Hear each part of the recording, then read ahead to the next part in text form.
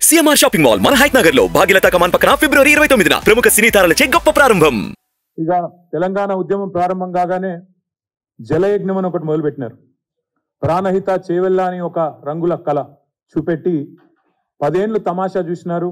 10 ఏళ్ల పాటు కూడా ఆనాడు కేవలం ఒక ధనయజ్ఞంగా దాన్ని మార్చే ప్రయత్నం చేసినారు తప్ప ఎన్నడూ కూడా ఒక్కసారి కూడా సిన్సియర్గా చిత్తశుద్ధితో గోదావరి నీళ్లను తెలంగాణ బీళ్లకు మలపాలైన ప్రయత్నం మాత్రం కాంగ్రెస్ ఎన్నడూ చేయలేదు. 9 హట్టి అన్నారు, తట్టెడు మట్టి కూడా తవ్వలేదు. ఇది వాస్తవం.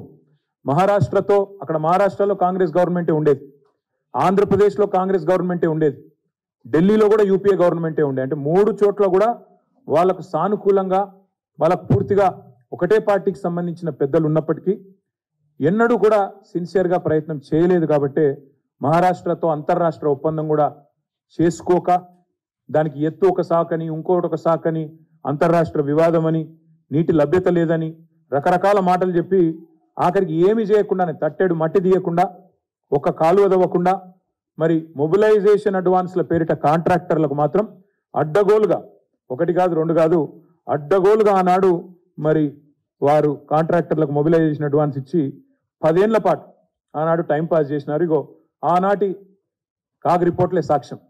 52,000 కోట్ల అవినీతి అని నేను చెప్పడం కాదు, ఆ రోజు కంట్రోలర్ అండ్ ఆడిటర్ జనరల్ కూడా వారిని తప్పుపట్టినారు. ఆనాడు 52,000 కోట్లకు సంబంధించి ఇది డెక్కన్ క్రానికల్ అనే పత్రిక రాసిన వార్త.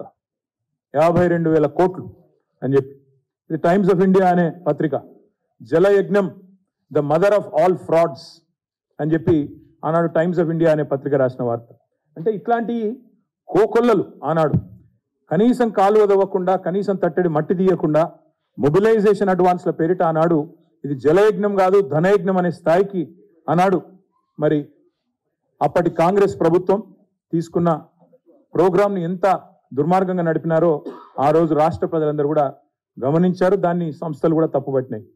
10 ఏళ్ళు కేంద్రంలో 10 ఏళ్ళు ఇక్కడ ఆంధ్రప్రదేశ్లో 10 ఏళ్ళు మహారాష్ట్రలో ఉన్నప్పటికీ ఒక్క అనుమతి కూడా కనీసం గోదావరి మీద సాధించని దుస్థితి కాంగ్రెస్ యొక్క ఆనాటి కాంగ్రెస్ యొక్క పార్టీ యొక్క దివాలా కోరు రాజకీయానికి నిదర్శనం అని మళ్ళొకసారి నేను విజ్ఞప్తి చేస్తా ఉన్నాను. తెలంగాణ రాష్ట్రం ఏర్పడ్డ తర్వాత ఎందుకంటే నీళ్ల కోసమే జరిగిన పోరాటం కాబట్టి, నీళ్లలోనే నిప్పులు పుట్టించిన ఉద్యమం కాబట్టి తెలంగాణ రాష్ట్రం ఏర్పడ్డ తర్వాత గోదావరి నీళ్లను మన బిల్లుకు మళ్లించాలనే ఒక సదుద్దేశంతో ప్రాణహిత చేవెళ్ళ ప్రాజెక్టును ఆనాడు, ఎందుకంటే సిడబ్ల్యూసి స్వయంగా చెప్పింది ఈ ప్రాజెక్టు సరైన ఆలోచన కాదు అని. అందుకే కేసీఆర్ గారు నిపుణులతో మేధావులతో రిటైర్డ్ ఇంజనీర్లతో సర్వీస్లో ఉన్న ఇంజనీర్లతో అదేవిధంగా కేంద్ర ప్రభుత్వ రంగ సంస్థలతో అందరితో కూడా చర్చించిన తర్వాత వాటి నివేదికలు తీసుకున్న తర్వాతనే ఆనాడు గోదావరి నీళ్లను తెలంగాణ బిల్లుకు మళ్లించాలనే ఒక భగీరథ ప్రయత్నం ప్రారంభించినారు. అప్పటికే మహారాష్ట్ర చెప్తా ఉంది, అక్కడ బీజేపీ ప్రభుత్వం వచ్చింది. మేము ఎట్టి పరిస్థితుల్లోనూ కూడా 9 ఎట్టి దగ్గర ముంపుకు గురవుతుంది మా ప్రాంతం కాబట్టి ఒప్పుకోం అని అక్కడ మహారాష్ట్ర ప్రభుత్వం తెగేసి చెప్పింది.